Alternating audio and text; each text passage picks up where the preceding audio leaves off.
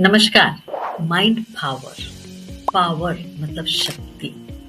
इसमें शक्ति के ऊपर थोड़ा सा एक और समझ हम ले लेते हैं, मजा आ जाएगा। शक्ति कहाँ से निर्मित होती है? ऊर्जा से।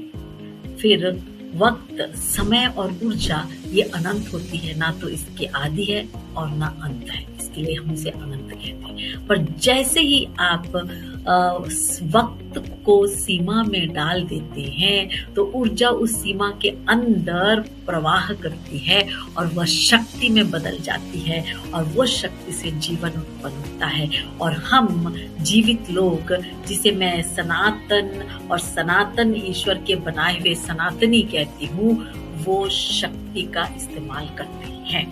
एक बात जान लीजिए, सनातनी शक्तिशाली होता है और इसका तुरंत विपरीत बन जाता है शैतानी, जो शक्ति विहीन होता है। शैतानी बिल्कुल टॉक्सिन अर्थात विषाक्त के साथ में आप उसे कंपेयर कर सकते हैं। अब आप नाम कुछ भी दे दीजिए, पर अक्सर लोग सनातनी और शैतानी को जल्दी समझ जाए, इसलिए मैं इन शब्दों का इस्तेमाल कर रही हूँ। सनातनी शक्तिशाली होता है और शैतानी शक्ति विहीन। अर्थात शैतानी का एक ही काम है कि वह सनातनी से शक्ति यदि चोरी करने में मैनेज कर लेता है तो वह जीवन को खत्म करेगा। तो उसका मतलब क्या हुआ? सनातनी को हमेशा जागृत रहना जरूरी है और जागृत रहने के लिए दर्द जरूरी है। दर्द एक ब्लेसिंग हो सकता है या दर्द शक्ति को छीनने का कारण भी बन सकता है। ये हमारे ऊपर डिपेंड करता है कि हम क्या निर्णय लेते हैं। बिकॉज जो भी निर्णय हम जिंदगी में लेते हैं उसका एक परिणाम होता ही है।